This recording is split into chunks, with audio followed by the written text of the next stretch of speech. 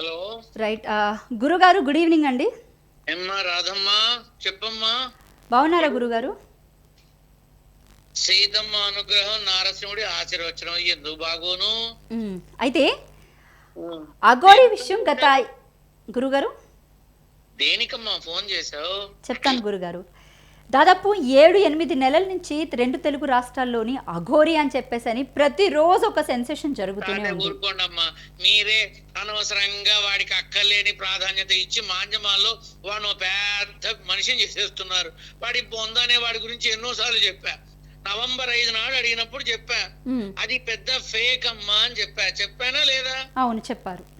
అది నిజం కాదమ్మా అని చెప్పా, అవునా? అవును చెప్పారు. ఇప్పుడు నువ్వు కూడా నాకు ఫోన్ చేసి అఘోరి అంటే ఏమిటి, అసలు ఇదంతా ఏమిటి, పెళ్లి పేరంటాలు పిండాకుడు పెటాకులు ఏమిటి ఇదంతా నువ్వు అడుగుతున్నావు. కాదు కాదు, దానికోసమే నువ్వు ఫోన్ చేసావు. అవును కరెక్టే. రెండోది, ఇక్కడ సనాతన ధర్మం పేరు చెప్పుకొని డబ్బులు వసూలు చేసే వాళ్ళని ఏం చేయాలంటారు గురుగారు?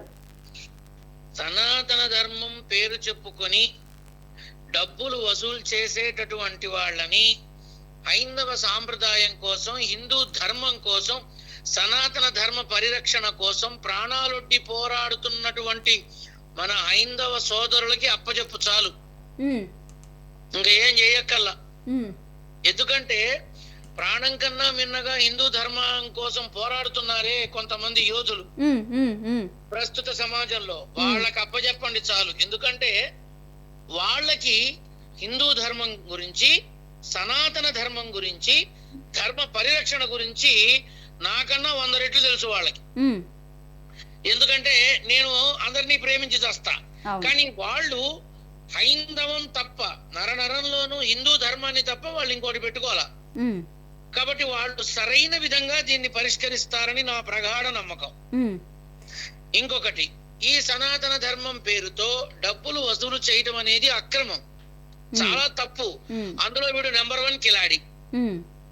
ఖచ్చితంగా చెప్తున్నా. నేను ఇంతకు ముందే, బహుశా నీకు కూడా ఒకనాడు ఈ అఘోరికి సంబంధించి సిగరెట్ తాగడము, గడ్డాలు మీసాలు పెంచుకోవడము, ఇవన్నీ ఒక వీడియో లింక్ ఒకసారి అమ్మా ఇదిగో నేను చెప్పింది నిజమని పంపించా. అవును, ఆ రోజే నేను నిరూపించా ఇది ఫేకు అని. నాన్న ఒక్క మాట అడుగుతా, అసలు మన హిందూ సాంప్రదాయంలో అఘోరీలు కాని, భైరవులు కాని, నాగసాధువులు కాని, ఇటువంటి వాళ్ళంతా ఇలాంటి పనులు చేస్తారట్రా? నాకు అదే డౌట్ గురుగారు, అసలు చేస్తారా? అసలు చేస్తారా? అసలు చాలా తప్పమ్మా. వాళ్ళు పొత్తు కూకులు పరమశివుడి ధ్యానంతో, పరమశివుడి నామస్మరణతో శ్మశానంలో ఎంతో చక్కగా ఆ భగవదారాధనలో ఉంటారు వాళ్ళు. అసలు వాళ్ళ జీవితంలో పెళ్లి అనే అక్షరం ఉంటుందా గురుగారు? ఆ 2 అక్షరాలు ఉంటాయా? ఉండదు. పెళ్లి సంగతి దేవుడికి ఎరక. గర్ల్ ఫ్రెండ్ కూడా ఉండదు.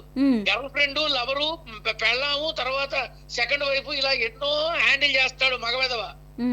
ఇలా ఎన్నో చేస్తూ ఉంటాడు. ఈవెన్ నేను మగవాడిని అయినప్పటికీ నిజం చెప్పి చావాలి, అందుకే చెప్తున్నా. అసలు ఈ గర్ల్ ఫ్రెండ్ కూడా ఉండదు. ఇక మిగతా విషయాలు పక్కన పెట్టు.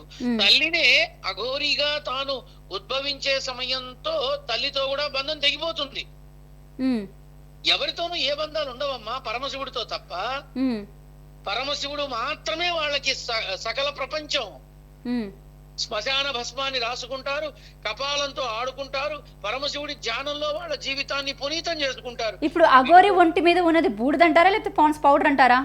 కాదమ్మా, పళని విభూది. అది తొందరగా పోయి చావదు, అంటుకుందంటే తొందరగా వదిలిపెట్టదు. నేను ఆనాడే చెప్పా, వీడు బాగా వాడుతున్నాడు పళని విభూది ప్యాకెట్లు. ఆ సుచిత్ర తోటల్లోనూ ఆ ముళ్ళ పొత్తులో కూర్చొని శుభ్రంగా రాసుకుని ఆ బ్రష్ బకెట్ అక్కడే పడే చచ్చినట్టున్నాడు, ఇంకా తీరేది అక్కడే ఉన్నాయి. కాబట్టి ఇవి కేవలం విభూదిని తడి చేస్తే అది అంత తొందరగా పోదు. ఏది పళని విభూదిని అది శుభ్రంగా ఒంటికి రాసుకొని వాడి ఇష్టం. అఘోరాలు, అఘోరీలు అనబడే పదానికి కూడా మాయని మచ్చలాగా తయారయ్యాడు వీడు. వీడు అదో నాకు అనవసరం, కానీ నేను మాత్రం ఒకటే చెప్తున్నా, వీడి చేత నేను చెప్పే జాగ్రత్తగా విను, కావాలంటే నువ్వు ఎంక్వైరీ చేసుకో. వీడి చేత సనాతన ధర్మం పేరిట డబ్బు మోసపోతారు. వీడి వల్ల అనవసరంగా పెళ్లి కాని యువతులు, పెళ్ళయి భర్త లేని వాళ్ళు, వివాహితలు వీడి మాటల వలడలో పడి కనీసం ఒక 60 మంది బయటకు వస్తారు. ముందు కనీసం వీడు మమ్మల్ని మోసం చేశాడు, పెళ్లి చేసుకుంటానని చెప్పి ఇలా ఉన్నాడు, అలా ఉన్నాడని. ఇంకా కొంతమంది ఇప్పుడు వాడు ఒకడితోనో ఇద్దరితోనో వేడుస్తున్నట్టు వెదవ, ఇద్దరు కాదు ఇంకో 5 వచ్చినా నేనేం ఆశ్చర్యపోను. ఇప్పుడు ఈ శ్రీవర్షిణి అనే అమ్మాయిని పాపం పెళ్లి చేసుకున్నాడు నిన్న మళ్ళీ ముచ్చటగా మూడోసారి ఉజ్జయినిలో పెళ్లి చేసుకున్నాడు. అసలు ఆ అమ్మాయి భవిష్యత్తు ఏంటంటారు? అంటే అడగకూడదు ఆడపిల్ల విషయం, బట్ ఇంతమందిలో తను ఇంతలాగా అయ్యింది కాబట్టి ఈ రోజు అడగాల్సి వస్తుంది. ఇది ఒక రకమైనటువంటి మాయామోహితమైనటువంటి విధానంలో ఆ ఆడపిల్ల దెబ్బతింది. ఒక ఆడపిల్ల గురించి చెడుగా గాని తప్పుగా గాని మాట్లాడే అర్హత నాకు లేదు. నెంబర్ 1, నీకు ఎన్నో సార్లు కూడా చెప్పా, నీకు చెప్పా కదా, నలుగురిలో ఒక ఆడపిల్ల గురించి అది మంచైనా చెడైనా మాట్లాడే అర్హత నాకు లేదు. కానీ నేనేం చెప్పాను, ఇవాళ అదే జరుగుతోంది. ఆ పిల్ల అనవసరంగా దెబ్బతింటుంది అని చెప్పి ఆనాడే చెప్పా, ఇవాళ అదే జరుగుతోంది. ఇప్పటికి కూడా చెప్తున్నా, ఈ ఆడపిల్లని కాదమ్మా, ఇంకా మీరు చూస్తారు ఇంకా ముందు ముందు ఎన్ని మోసాలకి, ఎన్ని అక్రమాలకి, ఎన్ని దారుణమైన స్థితికి వీడు పాల్పడ్డాడు అనేది మీ అంతా చూసి మీరే బయట పెడతారు. రైట్ గురుగారు. ఇప్పుడు ఆ అమ్మాయి తన జీవితాన్ని పోగొట్టుకుంది. పబ్లిక్ గా 10 మందిలో, సమాజంలో వీడి వల్ల ఒక అపనింద పడిపోయేలా అయిపోయింది. ఆమె కాదమ్మా, ఇంకా 2-3 ఉంటారమ్మా. వీళ్ళందరి జీవితాలు నాశనం చేసిన వాడికి ఏ శిక్ష వేయాలమ్మా చెప్పు? ఏ శిక్ష వేయాలి? వీడు వాళ్ళని ఎలా తయారు చేశాడు? మా ఇష్ట ప్రకారమే వచ్చాము, మా ఇష్ట ప్రకారమే చేసుకున్నాము అని అన్నారనుకో, అప్పుడు ఎవరేం చేయగలరు? వాడిని ఎవరేం చేయలేరు కదా. కాబట్టి వాళ్ళ నోటితోనే ఏమీ చెప్పనీయని స్థితిలో ఉంచిన వీడు ఆ అపర చాణక్యుడే అని అనుకోవాలి. జీవితాలు ఇబ్బంది పాలవుతున్నాయి. ఇప్పుడు ఒక అమ్మాయి వచ్చి నాకు ఆల్రెడీ పెళ్లి చేసుకున్నాడు, మరి 3 నెలలుగా అమ్మాయి ఏం చేస్తోంది? వీడు తిరుగుతుంటే 3 నెలలుగా ఏం చేస్తోందమ్మా అమ్మాయి? 3 నెలల క్రితం నన్ను పెళ్లి చేసుకున్నాడు అంది, ఓకే. మరి వీడు తిరుగుతూనే ఉంటారుగా.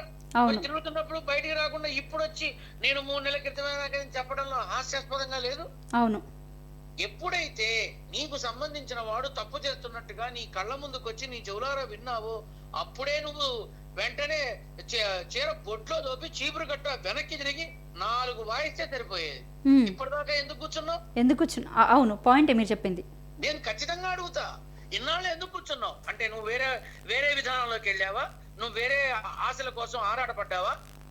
సో ఇక్కడ నేను ఒక్కటే చెప్తున్నా, ఒకడు తప్పు చేస్తున్నాడంటే కారణం ఒక్కడిదే కాదు, ఆ చుట్టుపక్కల ఉన్న వాళ్ళు కూడా కళ్ళు తెరవకపోతే ఇలానే ఆడపిల్లల జీవితాలు పాడవుతాయమ్మా. ఇప్పుడు అసలు అఘోరికి నువ్వు అడగబోయే ప్రశ్నలు నేనే చెప్పేసా అన్ని, అవునా? అవును.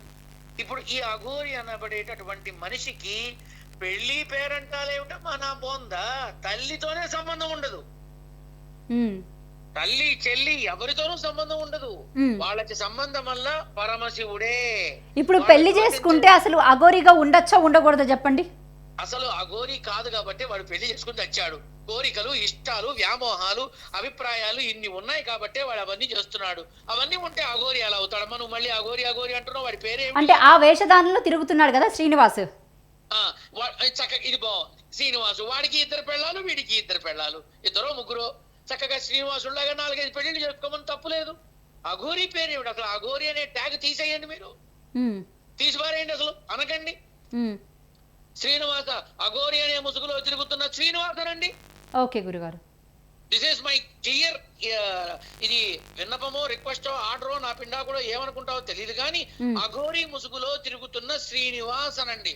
అప్పుడు కనీసం అఘోరా అనే పదాలని గౌరవించినట్టుంటుందమ్మా. రైట్ గురుగారు.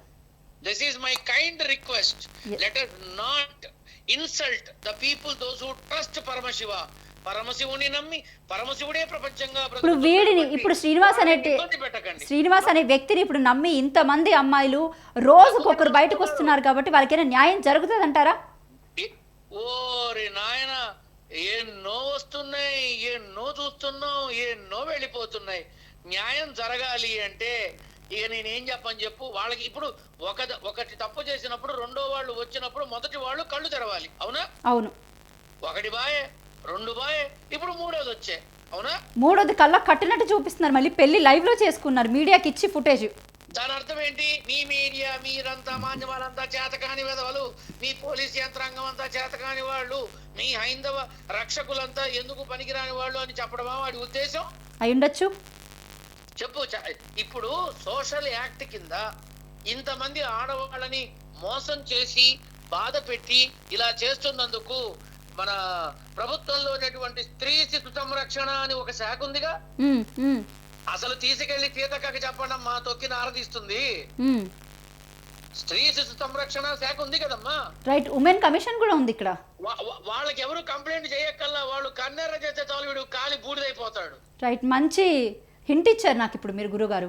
This is clear. Yes. ఆడవాళ్ళ యొక్క మాన మర్యాదలని, గౌరవాలని, అభిప్రాయాలని మనం సంస్కరించుకోవాల్సినటువంటి భారతావనిలో ఉన్నాం. ఉమ్, భరత మాత అన్నారు కానీ భరత తండ్రి భరత పిత అని అనలేదే. అనలేదు. భరత మాత అనే అంటారు, సీతారాములనే అంటారు, ఉమా మహేశ్వరులనే అంటారు. ఎందుకని? స్త్రీ యొక్క గొప్పతనం అది. మా సీతమ్మ తల్లి, నా సీతమ్మ నాకు చెప్పింది స్త్రీ యొక్క గొప్పతనం ఏమిటో. అందుకే ఒళ్ళు దగ్గర పెట్టుకుని ఉంటా ప్రతి స్త్రీని, నా తల్లి, నా చెల్లి, నా బిడ్డ, నా భార్య తప్ప. ఆడదానిలో అమ్మని చూడాలి నాన్న, ఆలిలో మాత్రమే ఆడదాన్ని చూడాలి అని నేర్పిన సంస్కారం మా అమ్మది, నా సంస్కారం సీతమ్మది. కాబట్టి వీడు చేస్తున్న నీచ నికృష్ట దరిద్ర దౌర్భాగ్యపు పనులన్నిటికీ మీరు తక్షణమే మన సీతక్క దగ్గరకో, ఇప్పుడు నువ్వు అన్నావే అదేదో కమిషన్, ఇన్ఫర్మేషన్ ఇచ్చి అసలు వాళ్ళు డైరెక్ట్ గా యాక్షన్ తీసుకోవచ్చు. అవును, సుమోటోగా తీసుకోవచ్చు, ఇమ్మీడియట్ గా తీసుకోవచ్చు. ఇప్పుడు అమ్మ ఆడపిల్లలు ఏదో కాస్తంత ప్రేమ, కాస్తంత ఆప్యాయత చూపిస్తే లొంగిపోయే మనసులమ్మా. అవును, లొంగిపోయే మనసులు. వాటిని వాడుకునే ప్రయత్నంలో చేసేవా మనుషుల్లో ఈ శ్రీనివాస్ లాంటి వాడు ఒకడు. అమ్మ మోసం చేసిన వాడు పక్కకెళ్ళిపోతున్నాడు, మోసపోతున్నవాడు బయటకు వస్తున్నారు. కాబట్టి నేను చెప్పేది ఏంటంటే అఘోరీనో ఆ ముసుగులో తిరుగుతున్న ఈ శ్రీనివాస్ యొక్క ఈ విషయాన్ని హైందవ ధర్మ పరిరక్షకులకి తెలియజేయడం, అలాగే మన స్త్రీ శిశు సంరక్షణ శాఖ వారికి తెలియజేయడం మీ ప్రథమ బాధ్యత అని నేను మీకు విన్నవిస్తున్నా. రైట్, తప్పకుండా గురుగారు, నేను ప్రెసెంట్ అదే పనిలో ఉంటాను. థ్యాంక్ యూ గురుగారు. ఓకే తల్లి. ఓకే గురుగారు. ఒక్క ఆడబిడ్డని కాపాడిన పుణ్యం అనంతమమ్మ. దయచేసి మన కుసుమ కోమలి లాంటి ఆడబిడ్డల్ని మనం కాపాడుకోవాలని నా కోరిక. రైట్, తప్పకుండా గురుగారు, నా వంతు ప్రయత్నం నేను చేస్తాను. ఓకే తల్లి, ఉంటానమ్మా. సరే గురుగారు. శుభం భూయాత్.